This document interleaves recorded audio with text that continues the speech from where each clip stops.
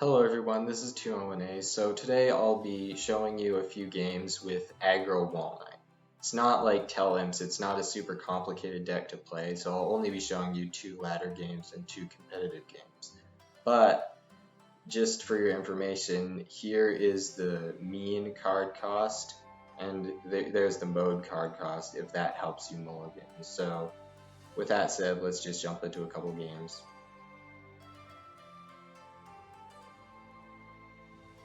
So our first game is against Infinity.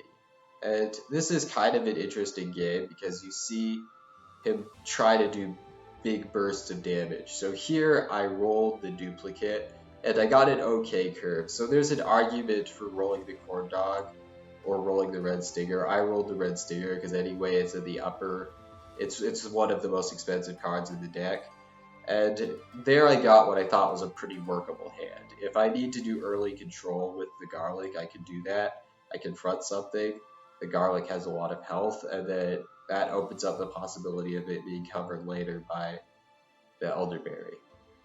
So this doesn't have like a haunted pumpkin or a galactic cactus or anything, but I felt this was a pretty strong hand. And here, I knew this had to be a 2-cost card because it's a gravestone, so I felt safe playing that.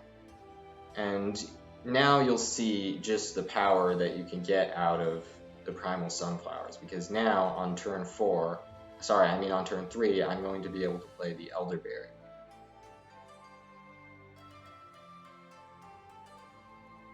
So, for a ladder game, it's considering ladder players generally run pretty bad cards, it's going to be pretty hard for him to win at this point. He does freeze that, which is good for him, but he's not actually going to be able to stop it from hitting face unless he has a fruitcake or a final mission or something like that. And he plays Hot Dog Imp, which is going to, in terms of value, it's going to deal with the Primal Sunflower, but again, that's not really the point of this deck. And here he'll play an Environment, and what that does is also kills the Elderberry. However, at the very least, the Elderberry is going to empty his block meter.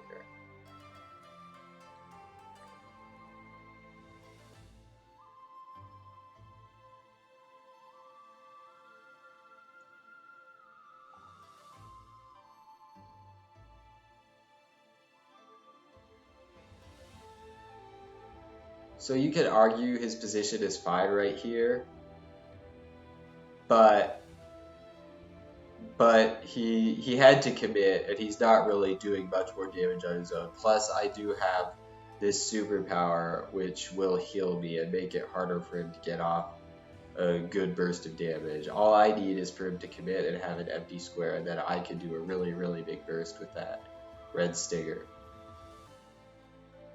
So here I fronted the lane 1 Infinity clone with a Haunted Pumpkin. You can argue that's a really stupid play. I didn't think so, because in this position, against really any crazy hero, you want to avoid big bursts of damage. And obviously this guy isn't running Complete Pile. He has Barrel of Deadbeards, which a lot of ladder players don't. So I don't want to be finished by a combo or something.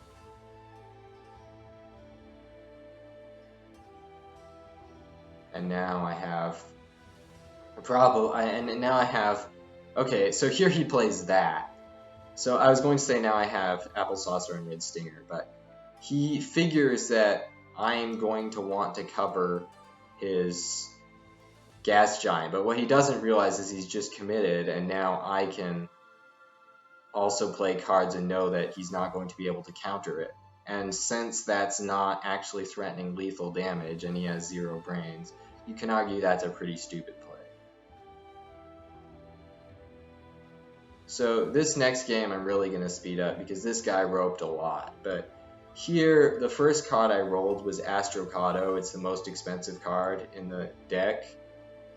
And then I roll the Elderberry because having 2 4s in the starting hand is sort of bad for an aggro deck. Again, you're playing aggressively or trying to kill your opponent quickly.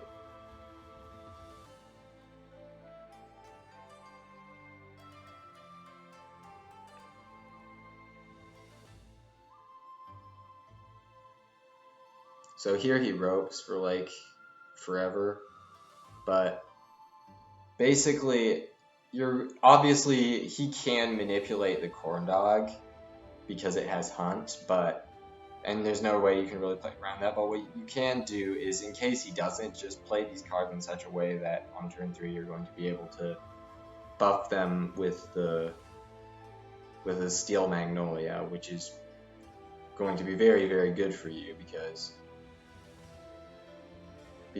you're going to get 6 health from one plant.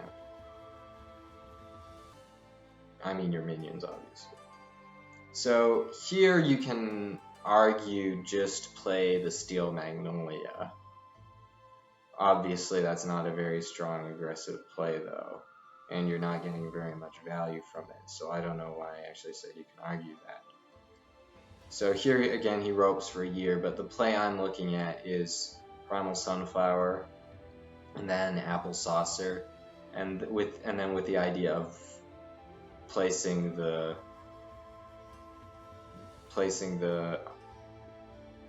Steel Magnolia in lane 4, or just going for a burst with the Red Stinger. So the Red Stinger. So again, you could flip the order between the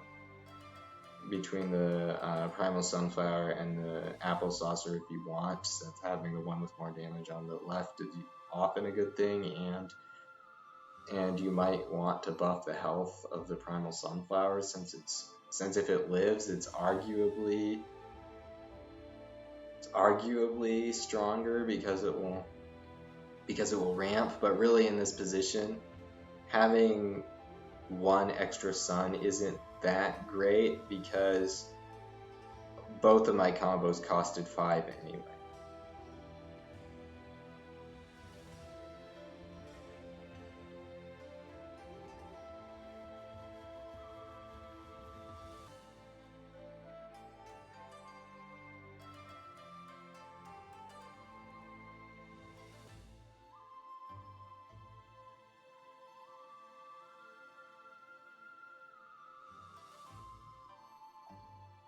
So here, I can go for the Red Stinger in some of the lanes, but really, he just has to address all of these threats and make himself not die. Like, that's 5 plants on the field, and and playing Galactic Warlord, or whatever it's called, isn't going to deal with them.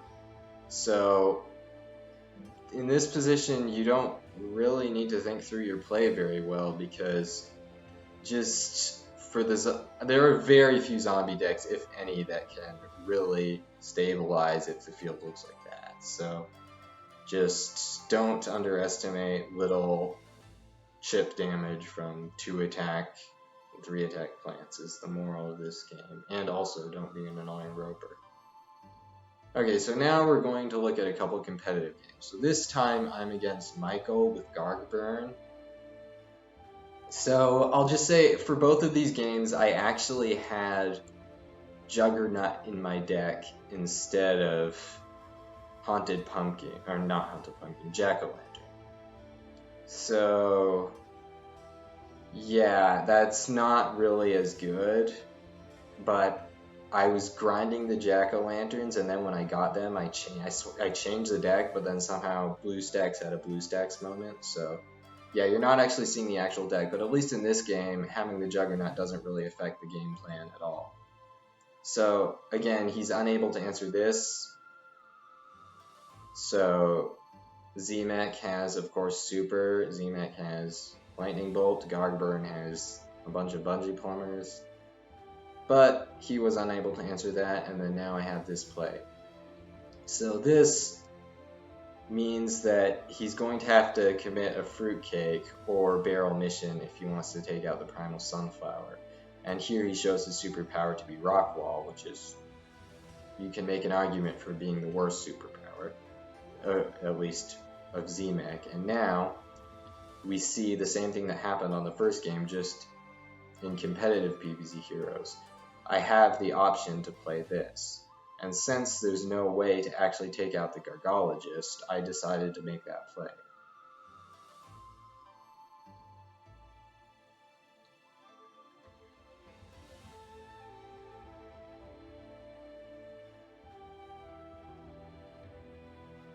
So here, if he has a Garg that's strong, which he does. So now the question is, do I go for more damage or do I try to front the Garg? Now, what a lot of people who don't understand Garg burn will say is, well, you're way ahead, you should just try and burst him down. But that's actually a pretty terrible idea, because if you've ever played against Garg burn, you'll know that, or if you've played with it in particular, actually, you'll just know how powerful the mid-burn combos can be. So, like, yeah, if I don't front that, let's say the next turn he plays mission, or he can fruitcake, he can strength, he can mission something. So mission would be 4. I guess he can't. Yeah, strength from the block. So mission would be 4 plus the 5 this turn. That's already 9. Supposing he has another gas giant, he could easily set up lethal damage. So unless you actually have lethal damage, it's a very bad idea to tank against Garg burn. So here you see I have the Juggernaut. So if I had the what's the thing called, the Jack-o'-lantern, then I should have also played that in lane 1, because obviously if I splash with the Galactic Cactus, it's just going to kill everything. It's just going to kill my Elderberry, so that would be a bad play. That would mean that the Elderberry would probably be lethal as opposed to the Sunflower. When I say probably, I'm ignoring the fact that Michael always high rolls, but whatever. In this particular game, he did not. Which, this is, by the way, one of the very few games that actually won against him, because he is a really strong player. But yeah, hopefully what that game also taught you is don't scuff Garg burn, because scuffing Garg burn just makes it worse.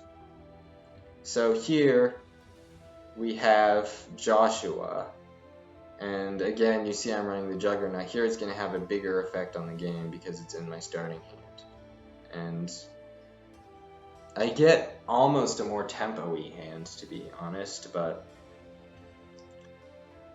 it should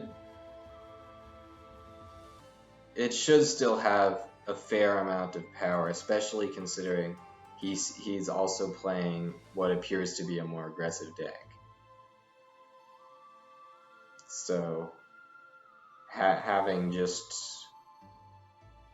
I don't actually know what I'm saying at this point, but basically Con Man is kind of bad into Jack-o'-lantern unless you have a follow-up with Barrel, which you did. And there he commits 2 cards to take that out. Although you can argue he only lost 1 because the pumpkin drew him something. So you can argue that's even for the Con Man, and you can argue that the bungee is even for the pumpkin, but again, the fruit is usually bad unless you get lucky. So here, that's just a nice 3 damage with the corn dog. Also, teleportation zombies are pretty obvious. Is probably, like most gravestones, to be perfectly honest, are teleportation zombie, unless you're up against, even if you're up against the sneaky class, unless you're up against like Infinity or something, or Burning Freeze. And here I have this, which is kind of annoying. So he does not have to commit, because this deck, I mean, to be fair, he might not know what deck I'm running, but this deck doesn't actually have any tricks to take out the teleportation zombie, so you can save some of his brains to try and deal with my next play.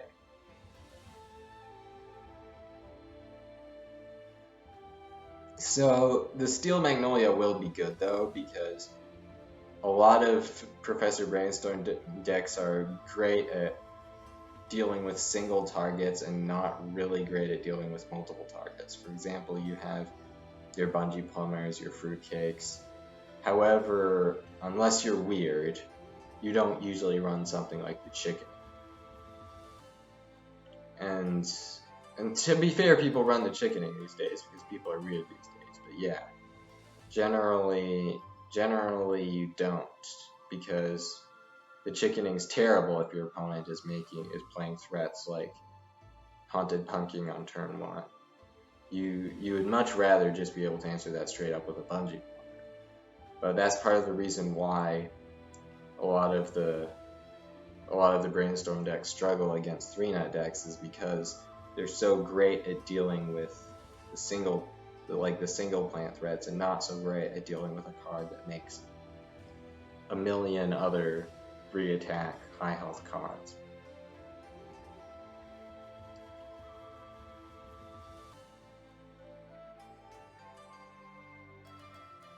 Obviously, when I say that, I don't mean that you should try to play Aggro Walnut like a tempo deck against Brainstorm. And here he plays that, but that actually opens up lanes for the Astrocado. And now it's great that I'm not charging his block, or that I'm not triggering his block, because having the big 5 damage combo is probably better than a bunch of 2 or 3s that probably won't all hit. And here there's no way of stopping this unless he has some way to heal, or unless he has bounce, but he's Brainstorm. And in this position, he basically just commits suicide. I mean, in PvZ Heroes, of course, with the Smash Sig lane 1.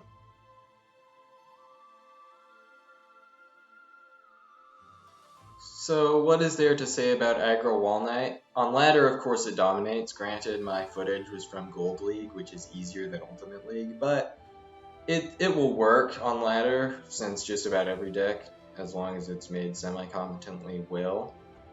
Competitively, I'll say that a great mistake you can make is to be predictable. So if you play Aggro Walnut all day long, that's going to be obviously not great, but this is a good deck because nowadays the tech in like ELO, or just competitive PvZ Heroes in general, is absolutely ridiculous. Like, people will bend over backwards to deal with the plant meta. So if you play this, you can win a lot of games against people whose decks really are only good against the meta.